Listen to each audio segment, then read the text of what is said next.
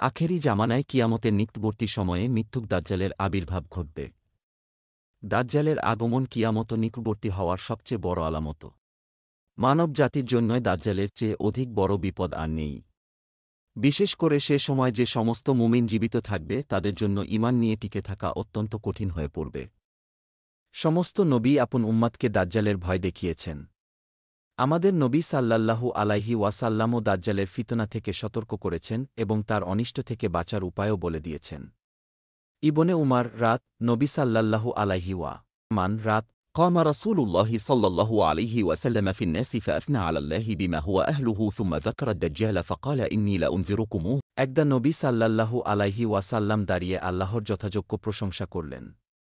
অতঃপর দাজ্জালের আলোচনা করতে গিয়ে বললেন, আমি তোমাদেরকে তার ফিতনা থেকে সাবধান করছি। সকল নবী তাদের উম্মাতকে দাজ্জালের ভয় দেখিয়েছেন। هو ما من نبي إلا وقد أنذره قومه ولكني سأقول لكم فيه قولا لم يقله نبي لقومه إنه أعور وإن الله ليس بأعور। কিন্তু আমি তোমাদের কাছে দাজ্জালের একটি পরিচয়ের কথা বলব যা কোনো নবী তার উম্মাতকে বলেন নাই। তা হল দাজ্জাল অন্ধ হবে। আর আমাদের মহান আল্লাহ অন্ধ নন।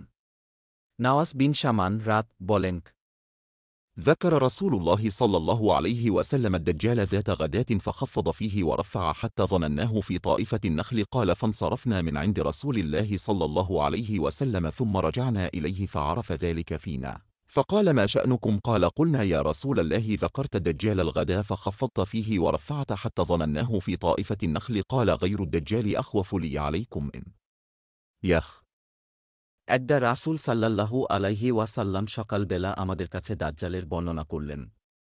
তিনি তার ফিতনাকে খুব বড় করে তুলে ধরলেন। বর্ণনা শুনে আমরা মনে করলাম নিকটস্থ খেজুরের বাগানের পাশেই সে হয়তো অবস্থান করছে। আমরা রাসূল সাল্লাল্লাহু আলাইহি ওয়াসাল্লামের নিকট থেকে চলে গেলাম। কিছুক্ষণ পর আমরা আবার তার কাছে গেলাম। এবার তিনি আমাদের অবস্থা বুঝে জিজ্ঞেস করলেন, তোমাদের কি হল?